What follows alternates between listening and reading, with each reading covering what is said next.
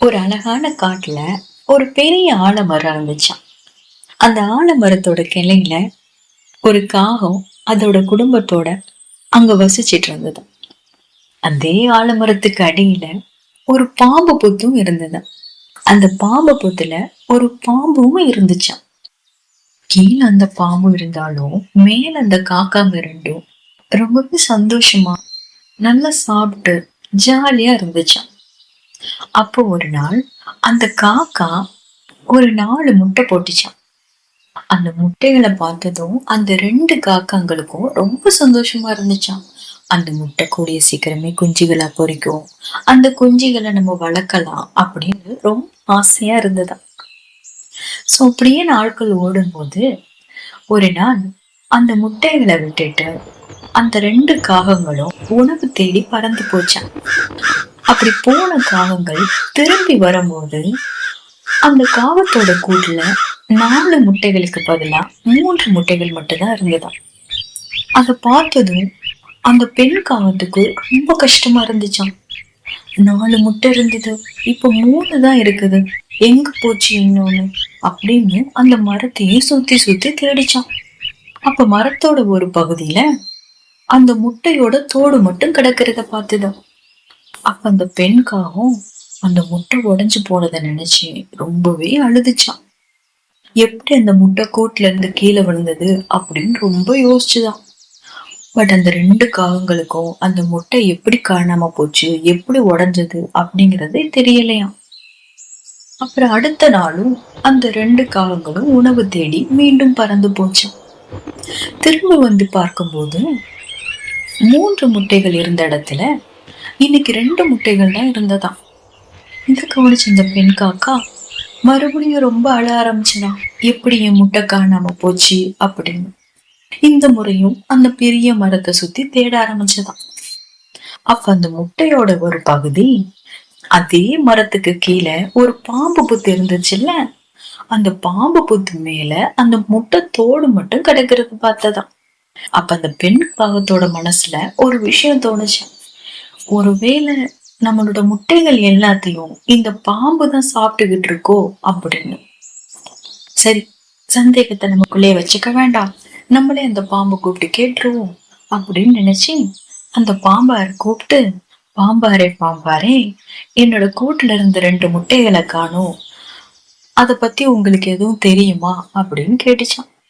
அப்ப அந்த பாம்பு ரொம்ப தந்திரமா, எனக்கு எப்படி தெரியும், நீங்க என்கிட்ட சொல்லிட்டு போனீங்களா, அதை பாத்துக்க சொல்லி, எனக்கு எதுவும் தெரியாது, எனக்கு எதுவும் தெரியாது அப்படின்னு சொல்லிட்டு அதோட புத்துக்குள்ள மறுபடியும் போயிருச்சான். அப்ப அந்த பெண்காகவும் அந்த பாம்போட திருட்டு மொழியை கவனிச்சு, கண்டிப்பா இந்த பாம்பு தான் நம்மளோட முட்டைகளை சாப்பிட்டுருக்கோம் அப்படின்னு கன்ஃபார்மே பண்ணுச்சான்.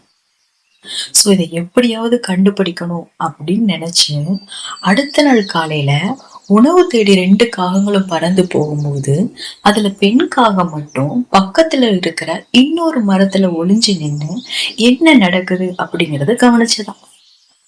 காகங்கள் 2ம் உணவு தேடி போயிருச்சே அப்படிங்கறது தெரிஞ்சதும் அந்த புத்துல இருந்த அந்த பாம்பு மெதுவா வெளியே வந்து அப்படியே மேல போய் அந்த காக்கா கூட்டுல இருக்கிற முட்டைய சாப்பிடுறதுக்கு போச்சான். அப்ப கரெக்ட் டைம்ல அந்த பெண் காக்கா ஓடி வந்து அந்த பாம்புக்கு முன்னாடி வந்து நின்னுச்சான். அப்ப அந்த பாம்பு, ஓ நீங்க வந்துட்டீங்களா, நீங்க உங்க முட்டையை காணும்னு சொன்னீங்கல்ல, அதான் அது பத்திரமா இருக்கான்னு பார்க்க வந்தேன் அப்படின்னு சொல்லிட்டு, முட்டைய சாப்பிட முடியலையே அப்படிங்கிற ஒரு கோபத்துல காகத்துக்கிட்ட எதையும் காட்டிக்காம கீழிறங்கி போச்சான்.